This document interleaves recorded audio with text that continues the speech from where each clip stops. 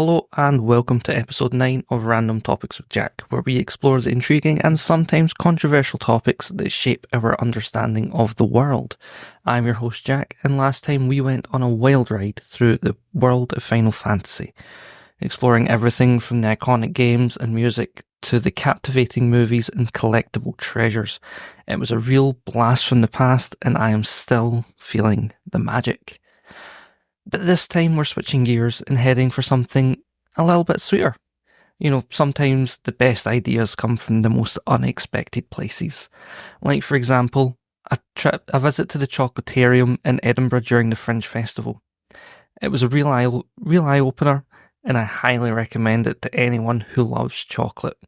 While I was there, I got to make my own chocolate bar, taste over 20 varieties of chocolate, and even learned about the history of this beloved treat. I'm excited to share all that I learned with you. I particularly loved the ghost chili chocolate so much that I did buy some. Quick note, this episode is not sponsored by the Chocolatarium, although I'm sure they would be happy to hear from you if you're looking for a delicious experience. And if they are listening, anyone from the Chocolatarium is listening, and you want to sponsor me, ghost chili chocolate is all the payment I'll need.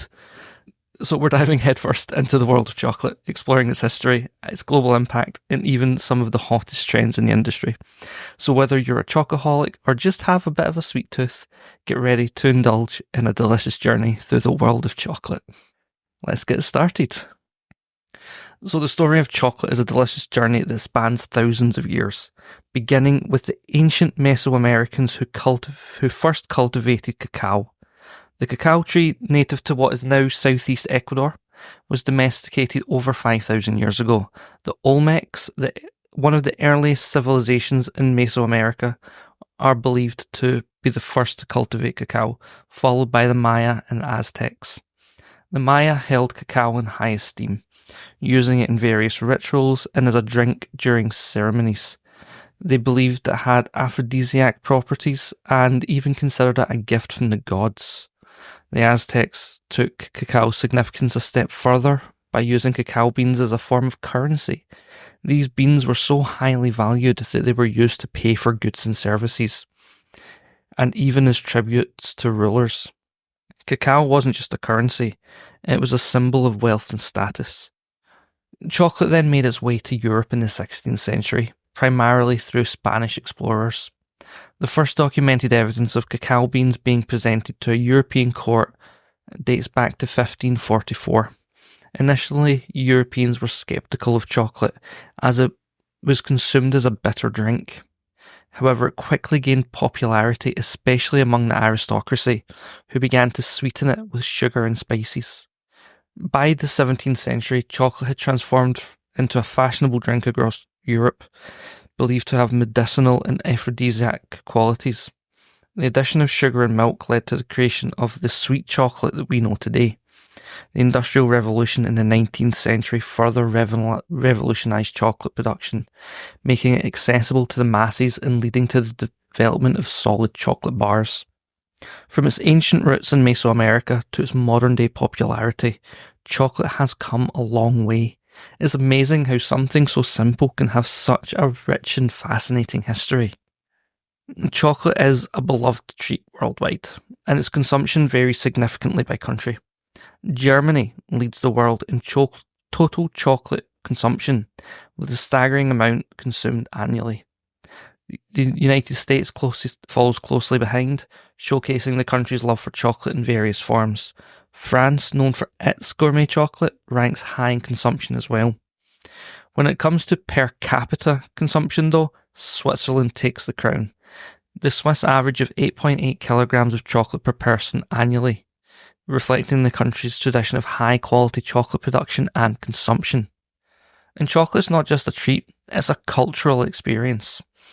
Belgian chocolates are renowned for their craftsmanship, often considered some of the finest in the world. The meticulous attention to detail and quality ingredients make them a favourite among chocolate connoisseurs.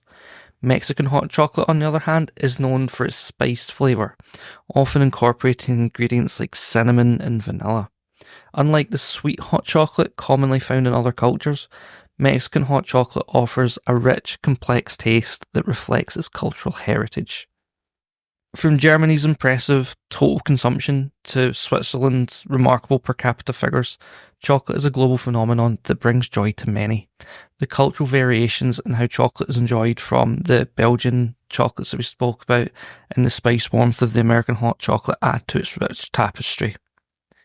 But the transformation of cacao beans into the chocolate we savour is a fascinating process that spans centuries and involves several key steps. Step 1 is the harvesting of cacao pods. So the journey begins with the cacao tree, which thrives in tropical climates. Cacao pods, resembling large bumpy fruits, grow directly from the tree trunk. These pods are typically harvested by hand, using machetes to cut them from the tree. Inside each pod, we find the precious cacao beans, surrounded by a sweet white pulp. Once harvested, these pods are opened and the beans removed. They are then placed in fermentation boxes, where they undergo a crucial transformation. The fermentation process involves a combination of yeast, bacteria, and enzymes that break down the pulp and develop the bean's characteristic flavour. This process typically lasts 5 to 10 days, during which the beans are stirred regularly to ensure even fermentation. And did you know that during this fermentation, the pulp surrounding the beans ferments and produce alcohol? And this sweet alcoholic pulp attracts various animals, especially monkeys, who enjoy this natural treat. After the fermentation, the beans are spread out in the sun to dry, reducing their moisture content and preparing them for the next stage. The dried cacao beans are then roasted at controlled temperatures, a process that enhances their flavour and aroma. The roasting process also removes excess moisture and helps the beans' characteristic flavour colour. After roasting, the beans are cracked open to remove the outer shell, leaving behind the cacao nibs. These nibs are then ground into a thick paste called chocolate liquor. This liquor is the foundation of all chocolate, containing both cocoa solids and cocoa butter.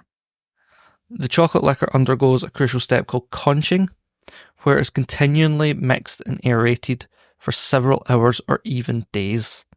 This process refines the texture, which smooths out any harsh flavours and develops a more complex aroma.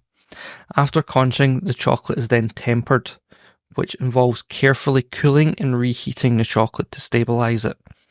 This process gives chocolate its shiny appearance and smooth texture, preventing it from becoming cloudy or grainy.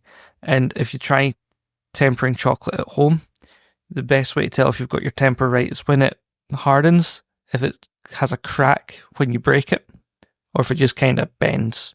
If it cracks, you've got your temper right.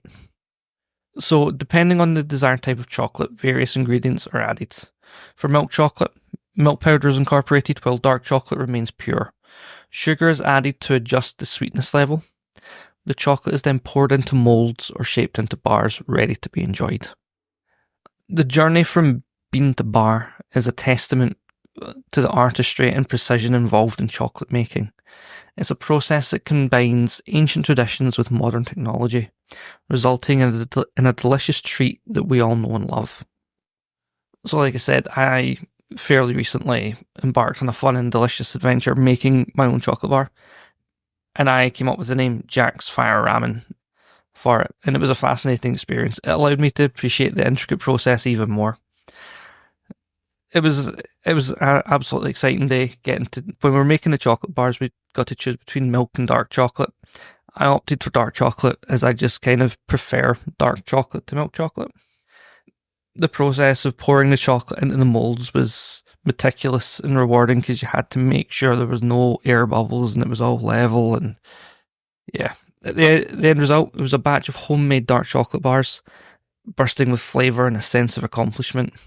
As I explored the possibilities, I knew I wanted to create a unique flavour profile, and I'm a lover of all things chili, so I was instantly drawn to the chili that they had there, and I thought about good flavours that work with chili.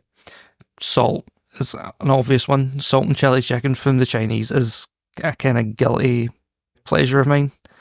if I can get salt and chili chicken or salt and chili chips or something like that from a Chinese takeout, you can guarantee I'm probably getting them. But with it being dark chocolate as opposed to milk chocolate, I did still want to add a little bit of sweetness. And chili and honey is an absolutely great combo. But honey wasn't readily available there, at least not like kind of runny honey. I thought caramel would add that sweetness. And I also think salted caramel is really... I like salted caramel chocolate bars. And I went with the crunchy caramel because it would give a nice additional texture. Kind of fried crispy ramen. Hence why it was called Jack's Fire Ramen. But what about you? Have you ever tried making chocolate at home? And what kind of chocolate do you guys like? Let me know in the comment section on Podbean or on YouTube. I'll be able to see them. Now let's talk about white chocolate quickly. Interestingly, it was originally created as a medicine. In the early 20th century, white chocolate was developed to combat malnutrition, particularly in children. And it was used in hospitals and children's homes due to its high cocoa butter content, which provided energy and nutrients. At that time, it contained significantly less sugar than the sweet treat we know today, making it a more health-focused option. And despite not technically being chocolate, since it lacks cocoa solids, white chocolate is still a beloved treat, known for its creamy texture and sweet milky flavour. It's made from cocoa butter, sugar, milk solids, and sometimes vanilla. This unique blend gives it a smooth, almost buttery texture that melts beautifully in the mouth. And then next up we also have ruby chocolate, a relatively new addition to the chocolate family. This stunning pink chocolate is made from a special variety of cocoa beans, called cacao beans, that are processed without any added colouring or flavouring. The natural colour and flavour came from the beans themselves, resulting in a unique berry-like taste. Ruby chocolate has quickly gained popularity for its unique flavour and beautiful colour, adding a touch of elegance to desserts and confections. And while both white and ruby chocolate offer a delightful departure from traditional dark and milk chocolate, appealing to those seeking new and exciting flavours, they're incredibly versatile, perfect for everything from decadent desserts to refreshing drinks. So whether you're a fan of classic chocolate flavours or looking for something new, these unique varieties are sure to tantalise your taste buds. But the world of chocolate is constantly evolving, driven by consumer demand for ethical sourcing, innovative flavours and health-conscious options. Here are some key trends shaping the future of chocolate. The chocolate industry is embracing sustainability with a growing emphasis on ethical sourcing. Consumers are becoming increasingly aware of the impact of their chocolate choices on farmers and the environment. This awareness is driving a shift towards brands that prioritise fair trade practices, sustainable farming methods and transparent sourcing. More and more consumers are seeking out chocolates that are not only delicious, but also produced in a way that benefits both people and the planet. And I think a great example of this is the chocolate bars by the brand Tony Chocolonely, where they, as opposed to most other brands where their bars are evenly portioned out in squares or rectangles, it's very mishmashed shapes, but it's one bar, but it's many different shapes to show just how uneven the chocolate process is between companies and the farmers and all of that. And that's a great example of this. There's also a demand for vegan and dairy-free chocolate, which is booming, catering to a wide range of consumers. Health-conscious individuals are drawn to plant-based options for their lower sugar content and natural ingredients. Ethical consumers appreciate the cruelty-free practices and sustainable sourcing often associated with vegan chocolate. And perhaps most importantly, plant-based chocolate provides a delicious and accessible option for individuals who wouldn't be able to have chocolate normally, whether that's because they've got lactose intolerance, dairy allergies, or celiac disease. Innovative ingredients like almond milk, coconut cream, and rice milk are being used to create creamy, decadent chocolates that are free from common allergens, ensuring that everyone can enjoy the pleasure of chocolate. Another one is exotic flavours and health trends. That's another trend that we're seeing. So chocolate is no longer just about sweet indulgence, it's becoming a canvas for exotic flavours and health-focused ingredients. chocolatiers are experimenting with unique flavour combinations, incorporating ingredients like matcha, turmeric, and chili into their creations. This adventurous approach appeals to those seeking novel taste experiences and a departure from traditional chocolate flavours. In addition, there's a growing interest in chocolates that are not only delicious but also beneficial for health. This includes chocolates with lower sugar content, superfoods like chia seeds or spirulina, and functional ingredients that promote wellness. These trends are expanding the world of chocolate, offering consumers a wider range of options to suit their diverse tastes and health goals. Looking back at the Chocolatarium, we embarked on an adventure in chocolate surrounded by 60 jars of various chocolates: dark chocolate, milk chocolate, white chocolate, each infused with unique flavourings and textures and made from different types of cacao beans. Our session began with a small glass of Mexican hot chocolate, where we learned about the use of cacao beans as a currency and how Mexican chocolate was crafted without milk or sugar, instead relying on water and spices. The milk and sugar was a practice introduced by the Spanish. With jugs of water at our disposal, we were encouraged to select as many or as few chocolates as we desired. I ended up going with 6 of our intriguing varieties, with a friendly warning to save the ghost chili white chocolate to the end to preserve our palates, so we could taste the rest of them. So the chocolates that I'd sampled while I was there was an Ecuadorian dark. It was rich, it was slightly bitter.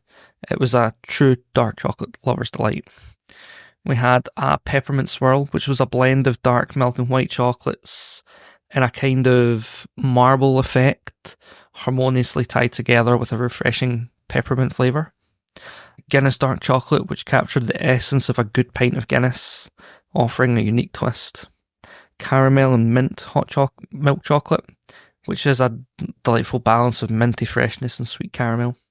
100% Colombian dark chocolate, which was intensely bitter and dry, and it would have been a perfect pairing for coffee.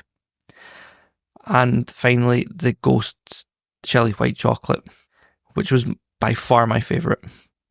It was very surprising because it melted smoothly on the tongue with the heat of the chili, because Ghost chili is one of the hottest chilies in the world and it will pummel you if you're not prepared for it. But the creaminess of the white chocolate tempered it and brought the heat down, and it was a really pleasant experience. Each chocolate was something different, and it showcased the diverse and rich world of chocolate. And I encourage everyone to explore different varieties at home and share their own tasting adventures with each other. My visit to the Chocolatarium was nothing short of amazing. The staff were incredibly knowledgeable and friendly, creating an inviting atmosphere for everyone, from casual chocolate lovers to seasoned chocolatiers. They genuinely enjoy when visitors ask questions, which fosters a sense of passion for chocolate, a shared passion for chocolate. Obviously, like I said, the most memorable part was the Ghost chili. It was a thrilling adventure for my taste buds, and I learned so much during the session. Even though I had a wee bit of knowledge from being a bit of a home cook, doing some baking in the past, I appreciated the opportunity to engage in the sessions. At one point, I privately joked with one of the members of staff, apologising for being a bit of a know-it-all. But the staff reassured me that they loved it when people get involved, whether they are experienced or brand new. And this interaction made the experience a bit more enjoyable and enriching for me. I cannot recommend it as an experience enough to anyone, and I'm looking forward to my next visit. So as we round off our journey into the world of chocolate, let's recap some key points we've discussed. So we explored the fascinating history, it being used as a currency, as a medicine, its cultural significance, tracing its journey from ancient times to present day. I shared my experiences of chocolate tasting and chocolate making at the Chocolatarium, highlighting unique flavours and textures that tantalise taste buds. We learned some surprising facts about chocolate that people may not even know. Now it's your turn to share your chocolate expertise. What were your favourite chocolate memories or recipes? Have you ever tried making your own chocolate at home? Get creative in the kitchen and share your delicious creations with us. I'd love to hear what you're all about, your chocolate adventures. And don't forget to join us for our next episode, The Mathematics of Music, and it's sure to be an harmonious experience. As always, I've been your host, Jack, and until next time, keep questioning and exploring.